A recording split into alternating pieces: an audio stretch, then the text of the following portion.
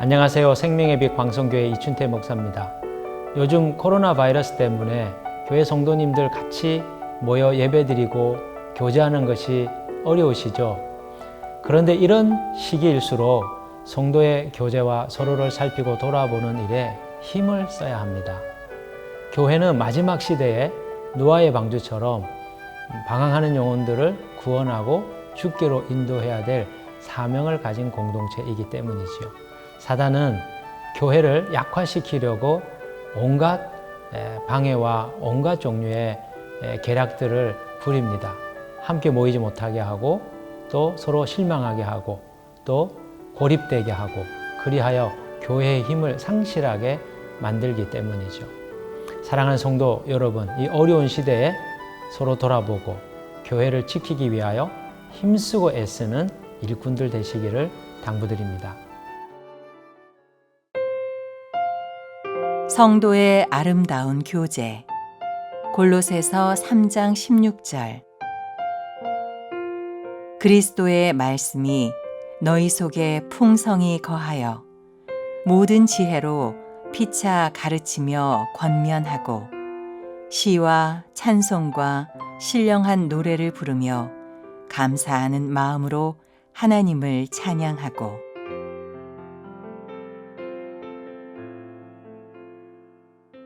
오늘 사도 바울께서 우리에게 주신 말씀을 보면 교회 공동체가 지향해야 될 이상적인 모습이 어떠한지 우리에게 말씀을 전해주고 있습니다. 오늘 이 말씀에 의하면 세 가지의 중요한 지향점이 있는데요. 첫 번째는 16절 상반절에 보시면 하나님의 말씀으로 교제하는 진리의 공동체가 되어야 한다는 것을 우리에게 교훈해 줍니다. 한번 16절 한번 말씀 보실까요? 16절에 보시면 그리스도의 말씀이 너희 속에 풍성히 거하여 모든 지혜로 피차 가르치며 권면하고, 초대교회 성도들은 하나님 말씀을 같이 배우고 그것을 나눌 뿐만 아니라 서로를 권면하고 가르치는 일들까지 하였다고 말합니다.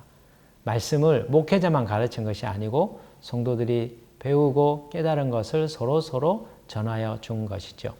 교회는 진리의 공동체가 되어야 됩니다. 하나님 말씀이 중심이 되고 그 말씀에 기초하여서 살아가는 공동체여야 되는 것이죠. 두 번째 16절 하반절에 보시면은 초대교회가 지향했던 교회의 모습은 하나님을 찬양하고 예배하는 신령한 공동체였습니다. 16절의 중반 이후에 보시면 시와 찬송과 신령한 노래를 부르며 감사하는 마음으로 하나님을 찬양하고, 초대교회 성도들은 특별히 시편으로 기도하는 전통을 가지고 있었습니다. 시편을 읊조리면서 하나님께 예배하고 기도하고 또 그 가운데 서로 교통한 것이죠. 또한 신령한 노래를 부르고 하나님의 이름을 높이는 찬양의 시간, 예배의 시간들을 그들이 가진 것입니다. 세 번째는 17절에 예수 그리스도의 이름으로 말하고 예수 그리스도의 이름으로 일하고 그리고 하나님께 감사하는 하나님 중심의 예수 그리스도 중심의 신앙의 공동체였습니다. 17절을 보시면 또 무엇을 하든지 말에나 일에나 다 주 예수의 이름으로 하고 그를 힘입어 하나님 아버지께 감사하라. 초대교회는 예수님의 이름으로 살아갔던 공동체였습니다. 그분이 중심이 되는 공동체였다는 말씀이죠. 우리가 오늘 말씀에서 교회가 지향해야 될 본질적인 모습이 무엇인지를 확실하게 알 수 있습니다. 교회는 말씀을 중심으로 하는, 말씀을 가지고 교제하고 신앙을 세워가는 진리의 공동체여야 되고, 또 교회는 하나님의 이름을 높이고 찬양하는 예배 공동체이고, 또한 교회는 예수 그리스도의 이름으로 말하고 일하고 그분께 감사하고 그분을 높이는 신앙의 공동체여야 된다는 것이죠. 그런데 사도 바울은 어디서 교회에 관련된 이런 모습을 배우게 되었을까요? 사실 교회가 지향해야 될 본질적인 모습이라면 스탠다드가 있어야 될 건데 사도 바울은 어디서 그 교회의 모습을 습득하게 된 것일까요? 그것은 초대 예루살렘 교회입니다. 성령님께서 임하셔서 세워진 교회인 것이죠. 사도행전 2장을 보면 그 당시 예루살렘 교회 성도들의 삶의 모습이 잘 기록되어 있습니다. 42절과 46절, 47절 말씀, 48절 말씀을 한번 같이 찾아서 좀 보시면 좋겠습니다. 거기 보면 이렇게 말씀을 주고 있지요. 그들이 사도의 가르침을 받아 서로 교제하고 떡을 떼며 오로지 기도하기를 힘쓰니라. 사도의 가르침을 받았다는 것은 사도들을 통해서 하나님 말씀을 배웠다는 것입니다. 진리를 공급받는 공동체였죠. 떡을 뗐다는 것은 그들이 가정교회 안에서 성찬 성례전을 하며 예전적인 삶을 살았다는 것을 얘기합니다.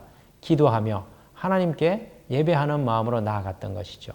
또 46절에 보시면 이렇게 말합니다. 날마다 마음을 같이하여 성전에 모이기를 힘쓰고 집에서 떡을 떼며 기쁨과 순전한 마음으로 음식을 먹고 하나님을 찬미하며 또 온 백성에게 칭송을 받으니 주께서 구원받는 사람을 날마다 더하게 하시니라.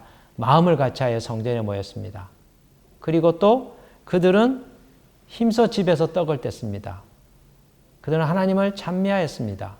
이것이 초대교회의 모습인 것이죠.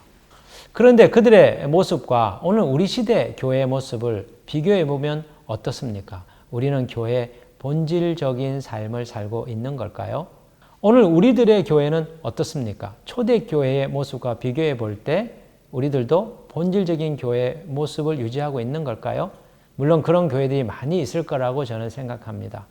그러나 가끔씩 들려오는 한국 교회의 이야기들을 들어보면 우리가 하나님의 말씀을 중심으로 하는 교회이기보다 여러 종류의 바쁜 프로그램과 그리고 활동들에 의하여 신앙의 본질을 잃어버린 채 생활하는 그런 모습들이 많다는 얘기들을 전해 듣습니다.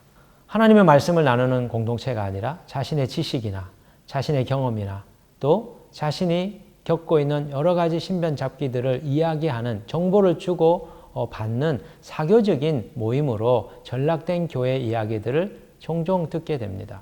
또 하나님을 찬양하고 예배하는 공동체이기보다는 예배는 뒷전이고 예배는 형식적으로 드려버리고 주어진 여러 가지 일들에 분주하게 뛰어다니는 하나님을 예배하는 공동체가 아니라 신령한 공동체가 아니라 인간 중심의 모임으로 전락하고 있다는 얘기들을 또 듣기도 합니다.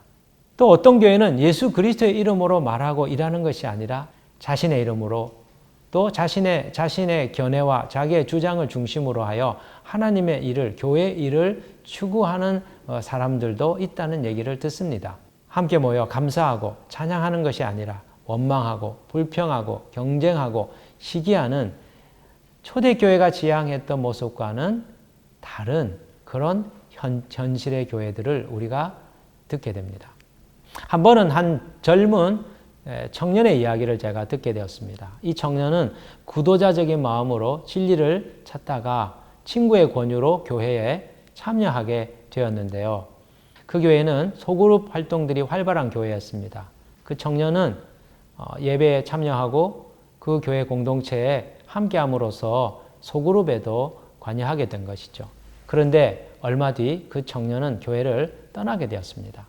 그 형제가 교회를 떠나게 된 것은 소그룹에서 나누는 이야기들이 자신이 세상에 있을 때 듣던 얘기, 나누던 얘기와 별반 다르지 않다는 것을 깨닫게 되었기 때문입니다.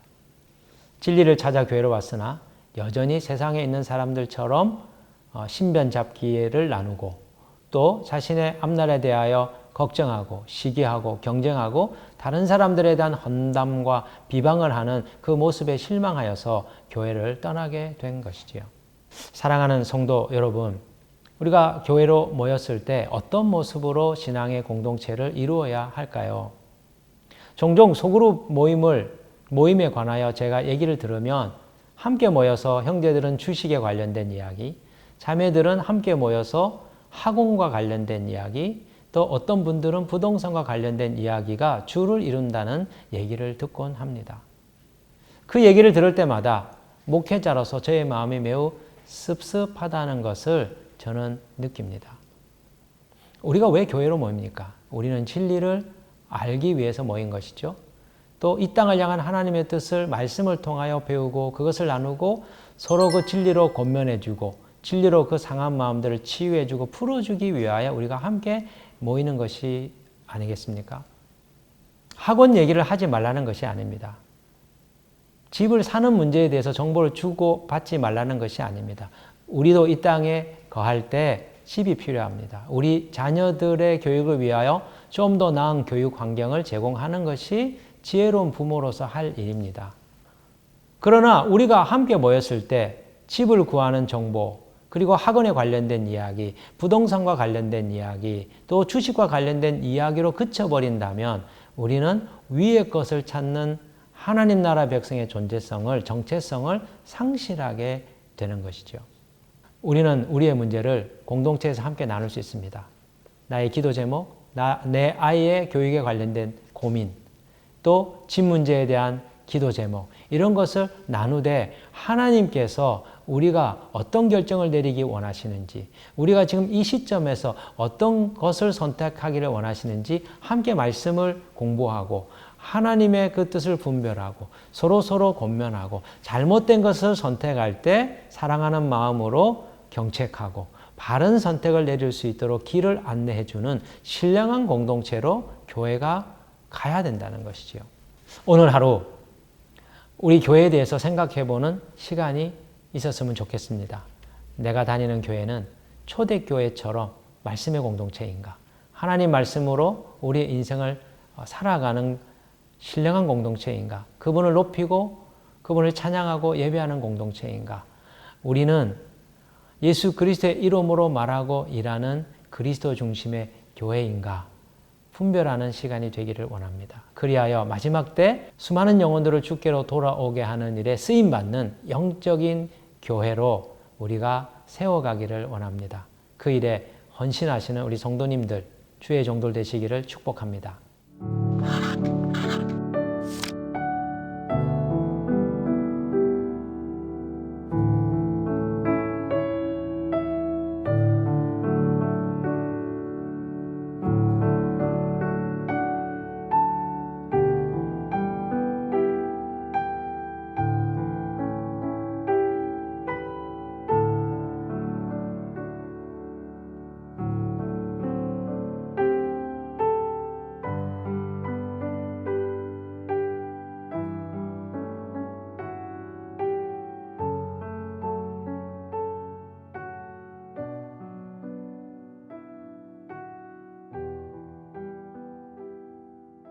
오늘 주신 말씀을 가지고 함께 기도하겠습니다.